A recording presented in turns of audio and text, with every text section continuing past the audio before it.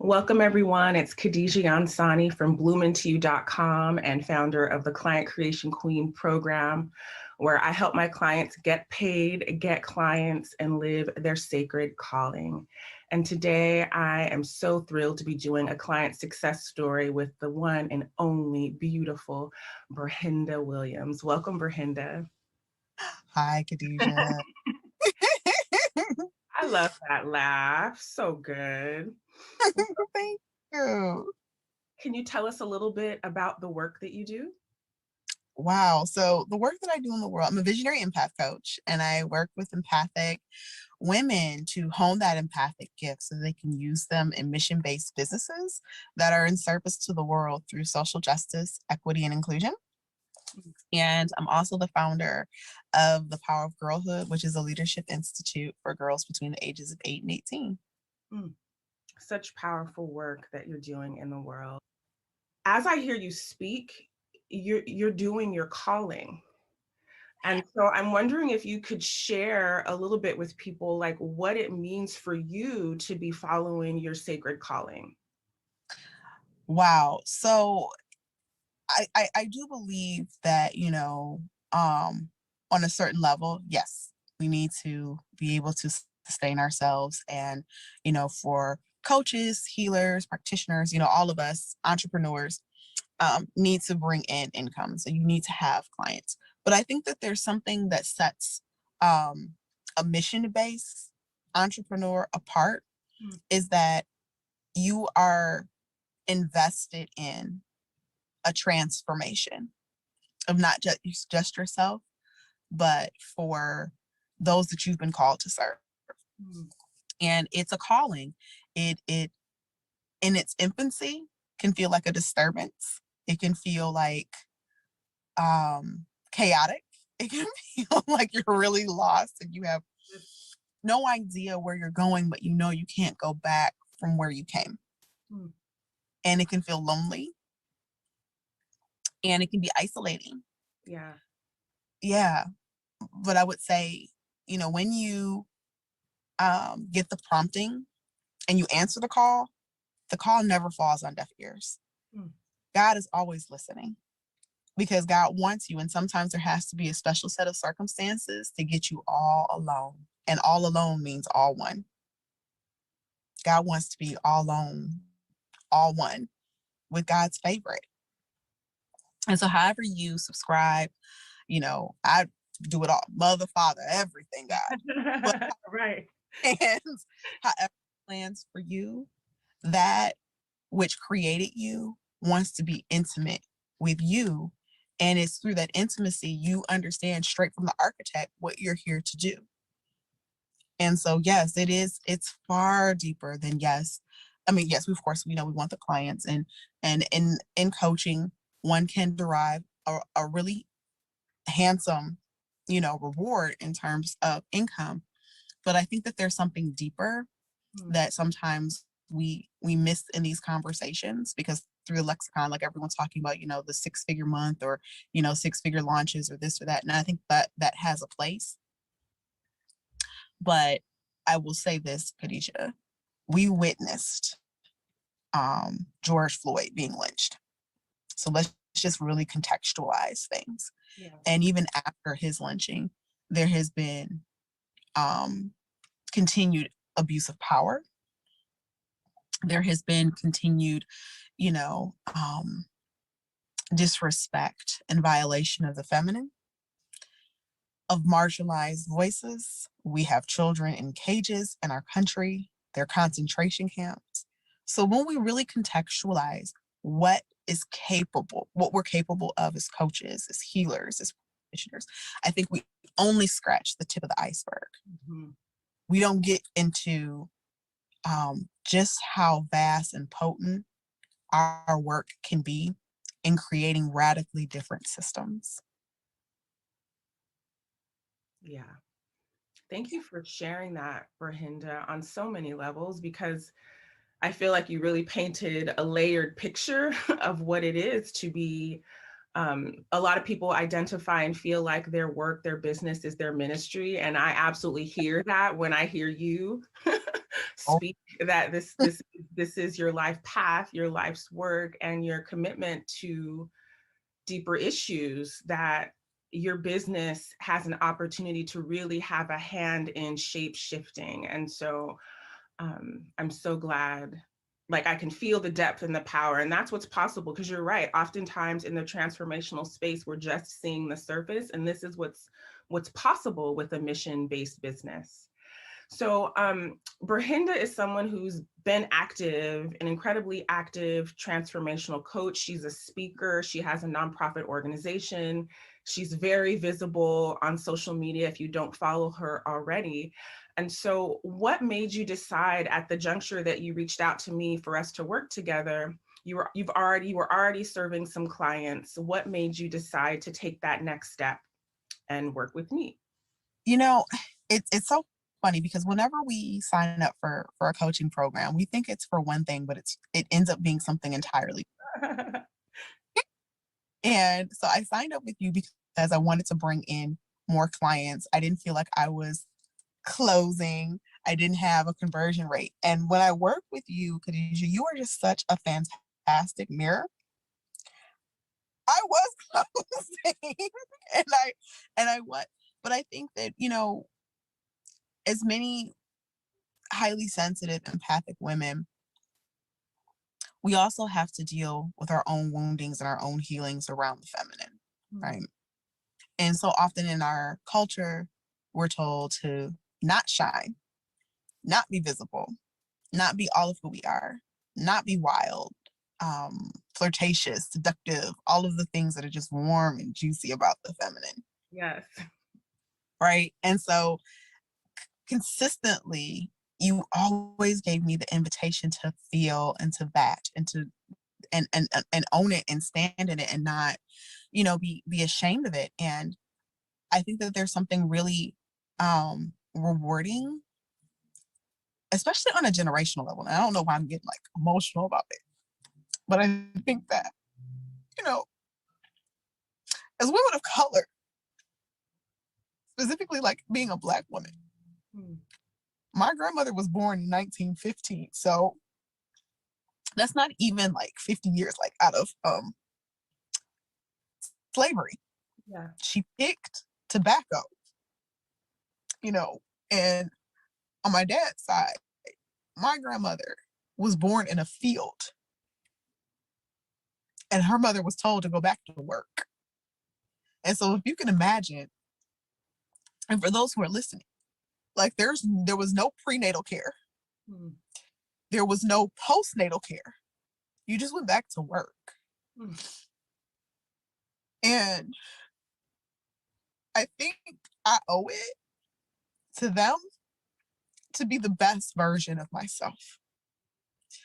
To start my day when I am good and ready to start my day. And to rest. To take the rest because we've been conditioned to believe that working harder, longer, to the point of burnout is martyrdom is rewarded. And that kind of system is punitive and it's detrimental to everyone. It really is. Yeah, it is. And so when we are able to tap into our gifts and have someone hold the space for us until we can hold it for ourselves, it comes a point where you're magnetizing. You're drawing people in, you're luring people in, not in a way that's detrimental, but there's something about love that is highly attractive and intoxicating. And if you're in that vibration and you have someone that's holding that space so that you can show up in whatever love vestment, best suits you. Because I feel like you're such a great messenger. You help people articulate their messages and make the invitations. I know that was one of the things that I was so resistant in. It's like, Brenda, do a 5-day sequence. No, like, hear from me. Your people want to hear from me. Like, no, it's too much. They're gonna think I'm stalking them or I'm spamming them. And I think that that's a misnomer because we're not selling wolf tickets here. We are inviting people into containers that can, for the next 7 generations, potentially heal an entire family line. Yeah. Oof. So powerful, because you're like 7 generations forward.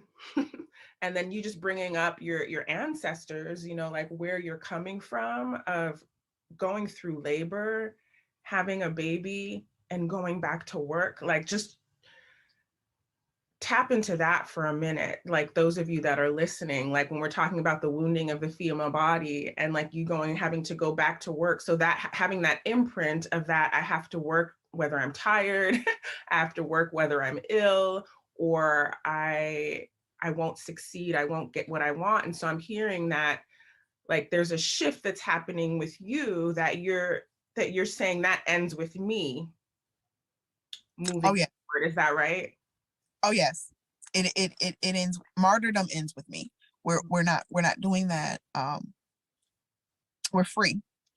And I think we don't always entertain the price of freedom, in that so much was invested in this freedom that we're able to have now. Yeah.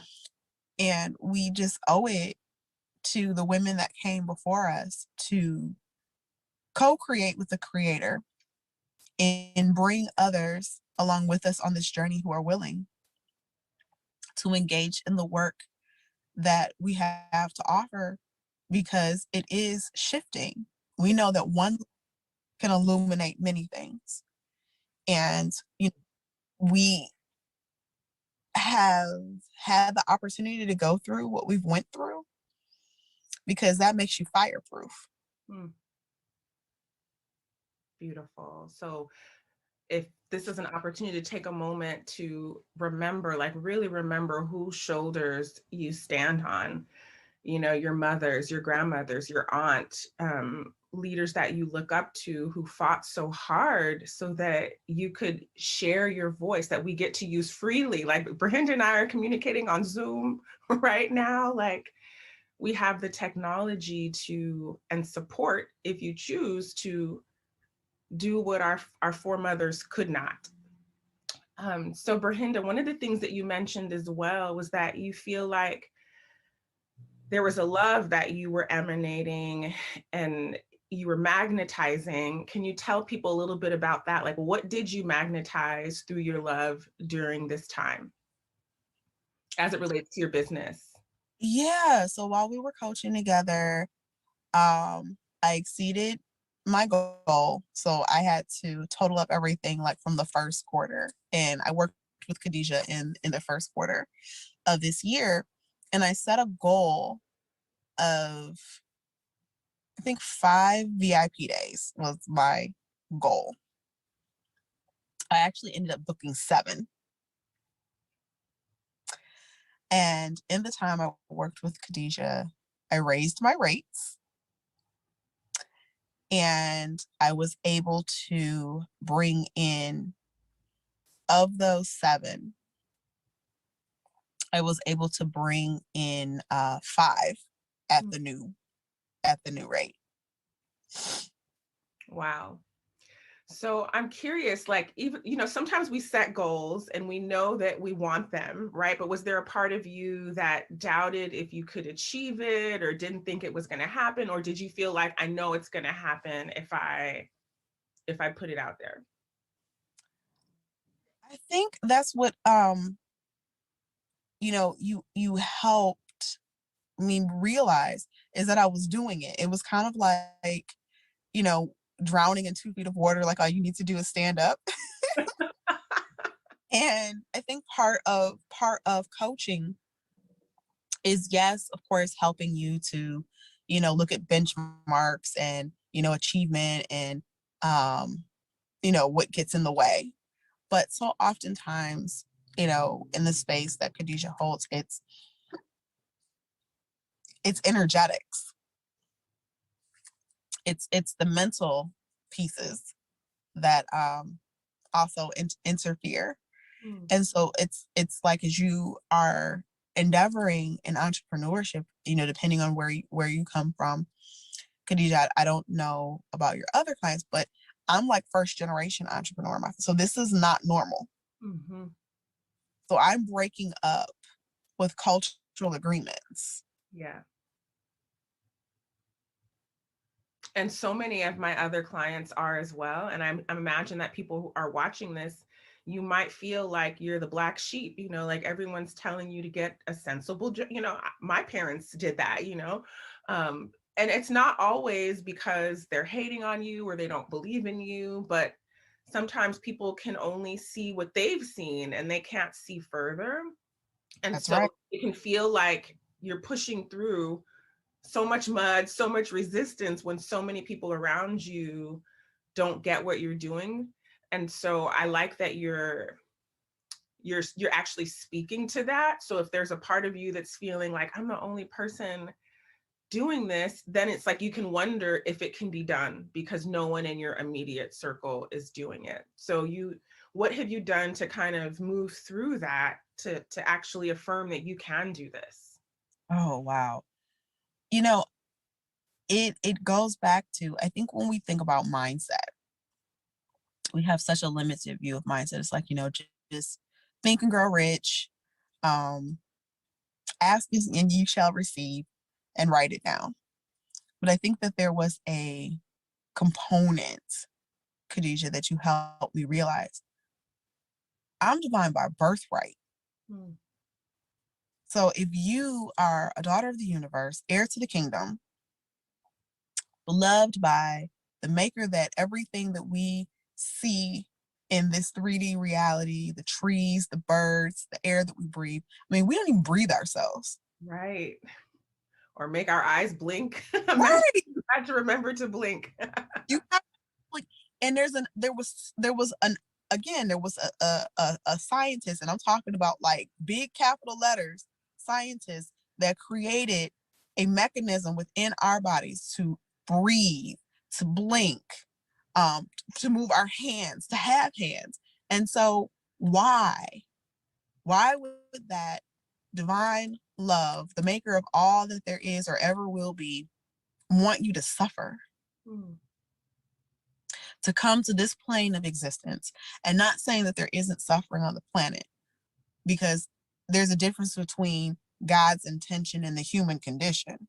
Right. But when you wake up to your divinity and know who you are and whose you are, you walk different in the world, and your expectation of life is just totally different. And it's almost like you do have to have a sense of entitlement. I deserve to have a dignified life. Hmm. So I'm going to invite those of you that are watching to repeat that affirmation. I deserve to have a dignified life. That's right. One more time. I deserve to have a dignified life. Thank you, Brenda. Thank you, Such a Khadijah. beautiful. Um, I have one more question, which is you kind of touched on the challenges that came up because I never want people to think like, oh, it was just easy breezy. You said you wanted 5 VIP clients and you got 7 and you increased your rates. And everything's great now. And so if you can share for those, like what kind of challenges did you bump up against along the way? Oh my gosh. So I mean, I bumped up against myself and like my own, fears and limited beliefs. I bumped up, maybe the expectations of others. I bumped up against, showing up on social media, because we know that that can be a shit show. So I think that, you know, anyone who's in earshot, or, watching this, I don't want you to be delusioned into thinking, we had some kind of pixie dust and like it just made everything just magically appear. No, your biggest voyage, I feel like, is mastery of yourself. Like, let's take away the external world and all of the messages that come from it and like be alone with ourselves. And I think that's been very difficult. We're in a whole pandemic right now.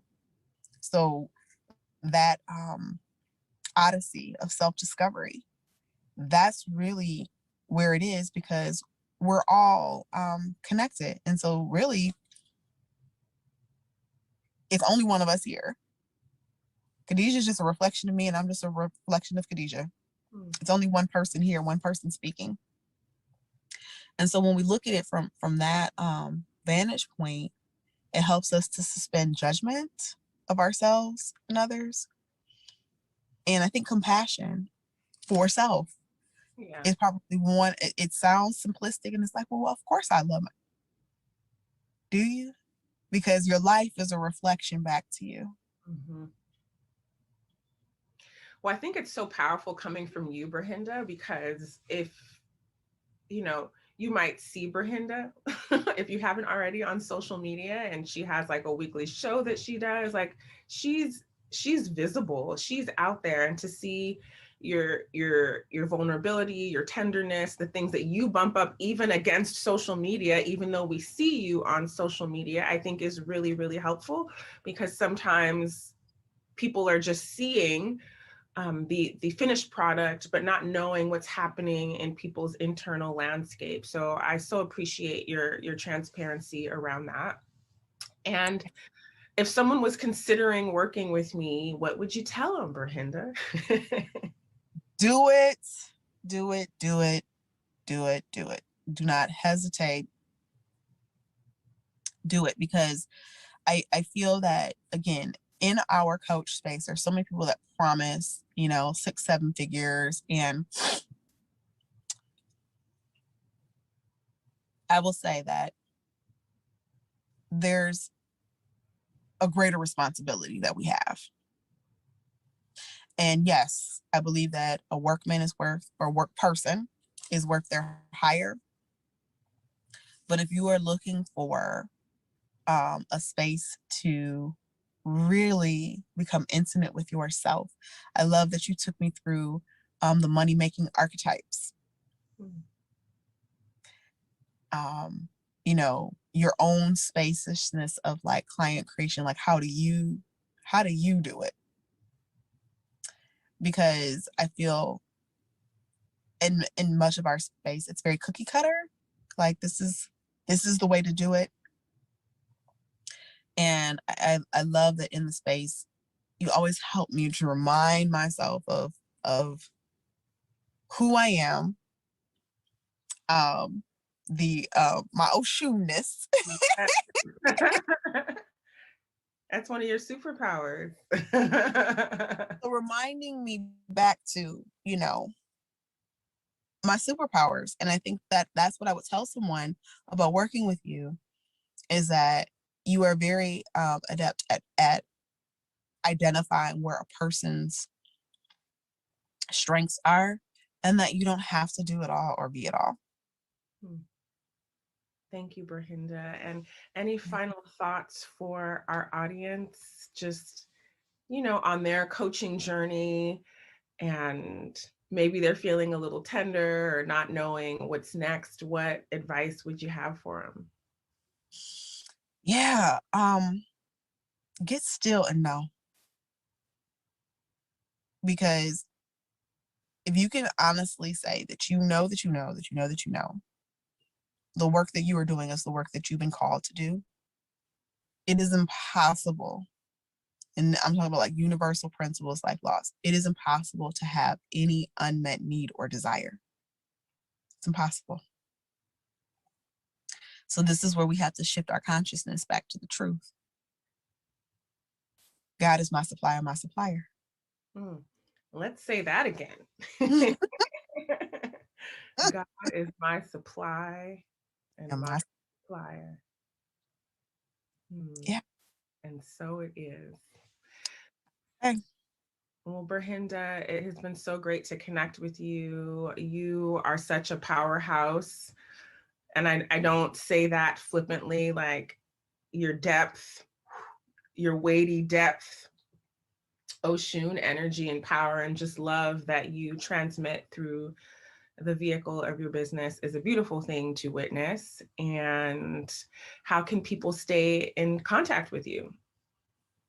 Sure. So I'm the only Brenda in the world. So you can go to BrendaWilliams.com, and that's BER hyphen HENDA Williams. You can follow me on Instagram, and you can follow me also on my Facebook page, which is Be Intentional with Brenda Williams. I'm on LinkedIn, but if you can't remember any of those things, just a simple Google search, because I'm the only one in the world. I love that. And tell them what Brenda means. Brenda means bare-hearted protector.